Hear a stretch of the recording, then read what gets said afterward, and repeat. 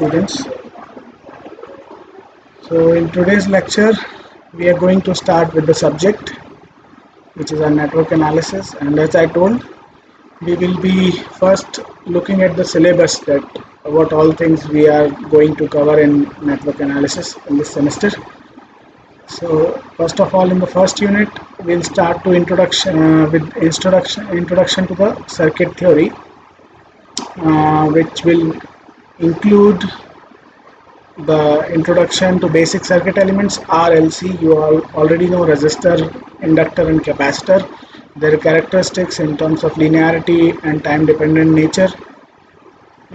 Then we'll go through various voltage and current sources. They may be controlled and uncontrolled. We'll see what is controlled and what is uncontrolled. Then we will look into what is KVL. There is Kirchhoff's current law and Kirchhoff's voltage law, which you might have studied in the first year of your engineering.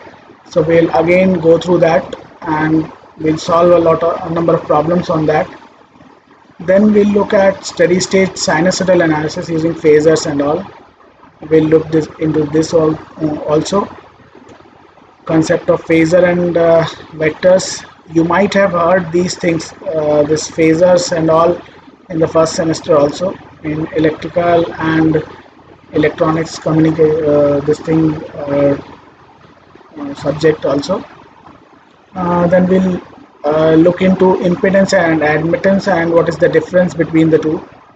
Impedance is mostly related to it is very closely related to resistance, and admittance is very closely related to conductance. We'll see how they are related and what is the difference between the two. Then we'll go to nodal and mesh analysis, which is the application of KCL and KVL basically. Then we'll see the analysis of magnetically coupled circuits, including transformers and all those things. Dot convention is a part of that only. Coupling coefficient is also included in that. Then we'll go to resonance. We'll have two kinds of resonance, series and parallel resonance. We'll look into that also. The second unit will comprise of the network graph theory, where we'll see the concept of network graph, tree branch and link. We'll go through all these things separately and we'll see where we use them. Then comes incidence matrix, cut set and tie set matrices. Okay, and the last thing that we'll cover is dual networks. We'll see if we can cover dual networks in unit 1 also, but as this course progresses, we'll see whether we can cover it in unit 1 or we have to go to unit 2. After unit 1, I will be skipping unit 2 and we will go to unit 3 directly. Unit 2 we will cover at the last because it is the least important as far as I have seen things going. So in case we are not able to cover the entire topic, we'll leave the least significant or the least important unit. We won't be leaving the most important ones. So the unit 3 will comprise of network theorems. This is basically related to big networks. If we have bigger networks with us and if we want to reduce them to smaller networks, Thevenin's and Norton's theorem do that only. Or if we can reduce them into smaller networks, or we can calculate the voltage across a particular element or current through a particular element using these theorems very easily. The superposition theorem is used when we have multiple sources with us, a number of sources we have with us, and we want to calculate the current through an element or the voltage across an element because of the combined effect of all those sources. So superposition theorem is used in that.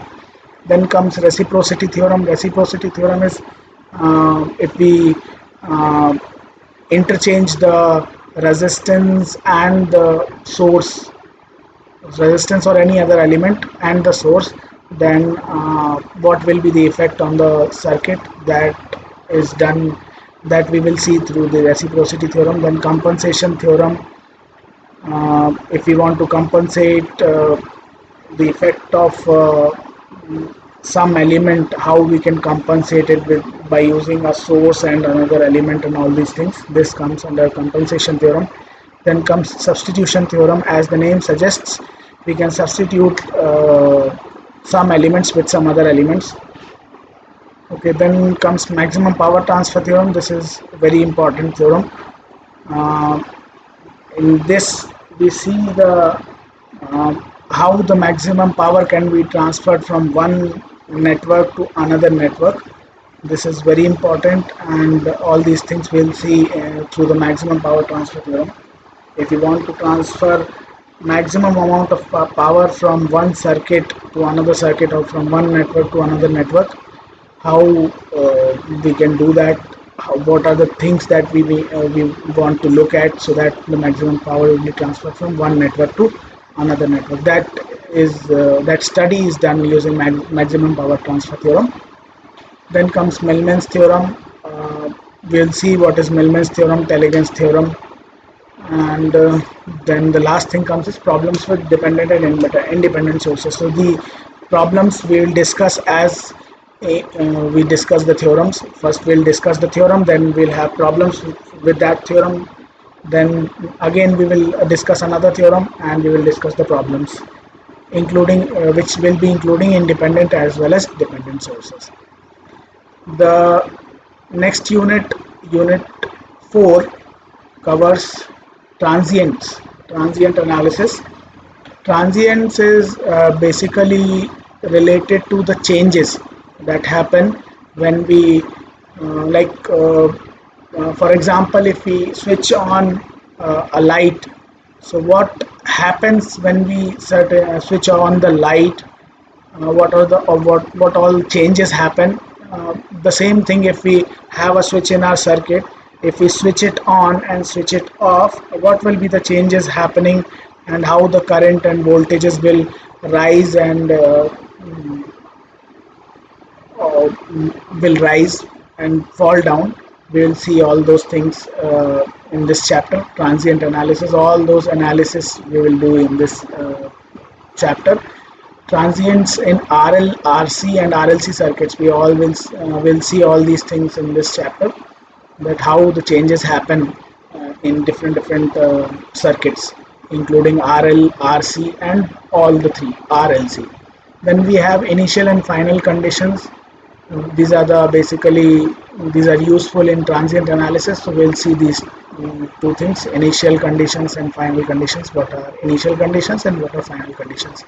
These are basically related to, like, if we are starting some analysis at t is equal to 0, then that will be considered as an initial condition. And if we are considering some infinite time at t is equal to infinite, then what will be the condition of the circuit? That is considered as a final condition. So these two conditions, we'll see what are these and how we use them in transient analysis.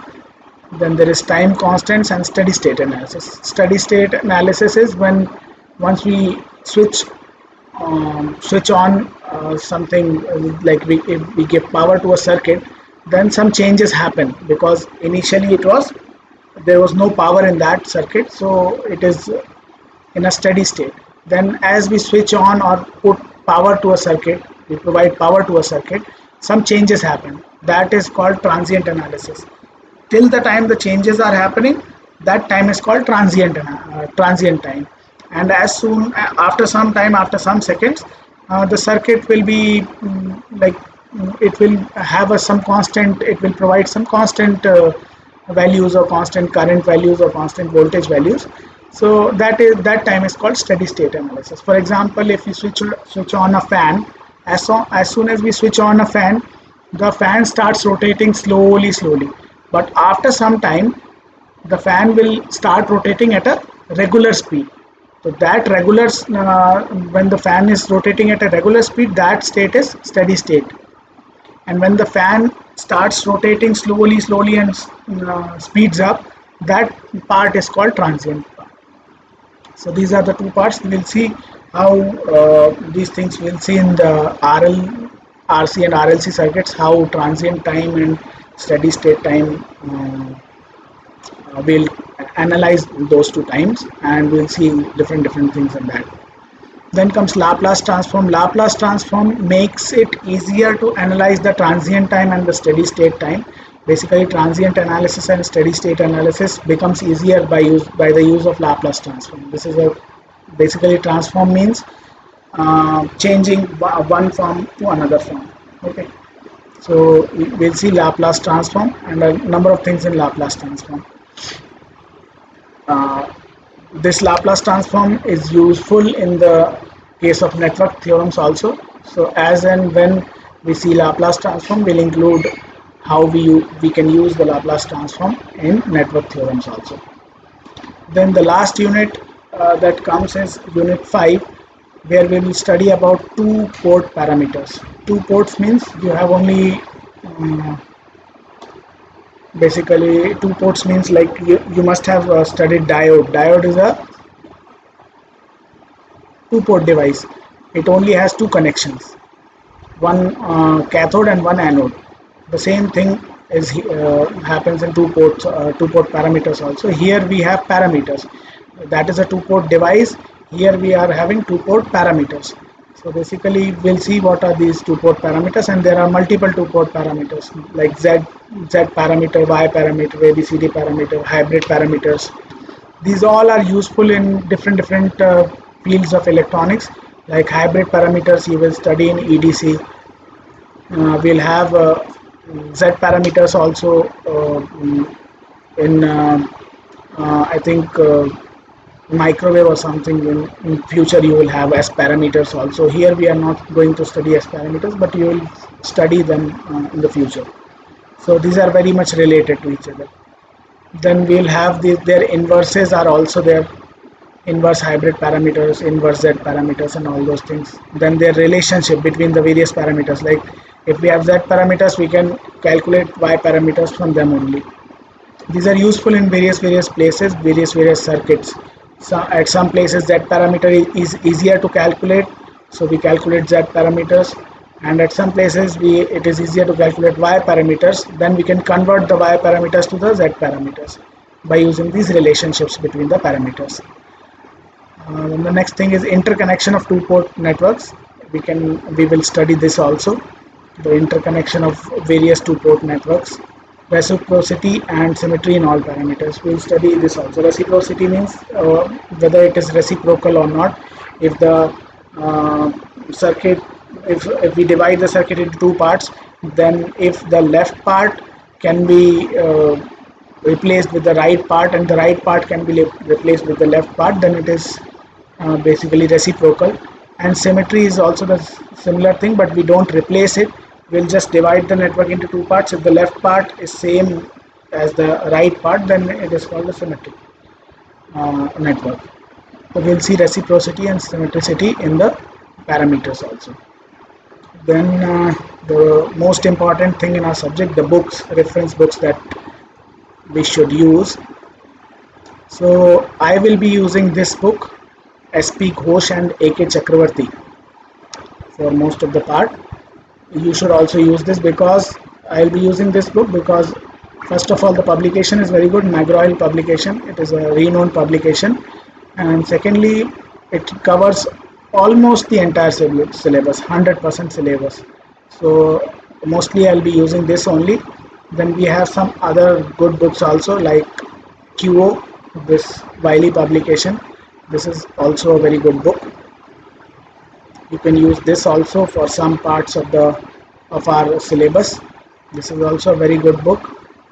Then we have this book, Van Wilkenburg. This is very useful for the preparations of competitive examinations. This is advanced book, and you will get advanced problems in that. And many of the competitive exams directly take questions from this book.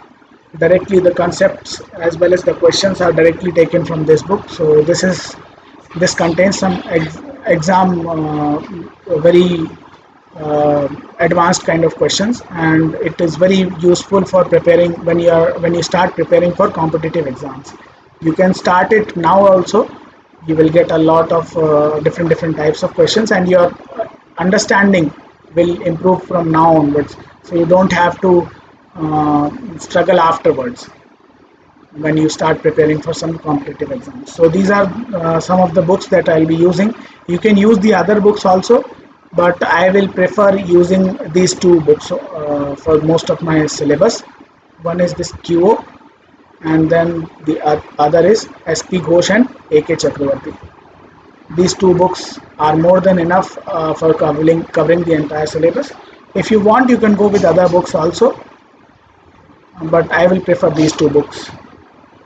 So then we will there are some there's some practicals also that are that we might be able to cover through some videos or something like that. I'll try to cover these also, but first of all we need to cover the theory part of this, and once we cover the theory, as and when I get some time in between, we'll discuss some practicals also in this.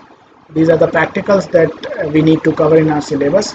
We'll see how and when we can cover these practicals through the videos or through some other uh, different ways. I'll look into it, and I'll make sure that you get more and more understanding of the practicals also, because the practicals are as much important as is the theory. So we'll see how we can cover these practicals as and when we get time. So this was all for this lecture, and the attendance for this will be given based on the topic. What was the most important topic in our syllabus? I have already told you the most important topic for our syllabus is this part, network theorems, because this makes the network analysis very much easier for us. This is the most important part, so the theory quiz will be based on this only. Okay, so thank you very much, students. From the next lecture onwards, we will be starting with the syllabus. Okay, starting with the unit number 1. So thank you very much, students.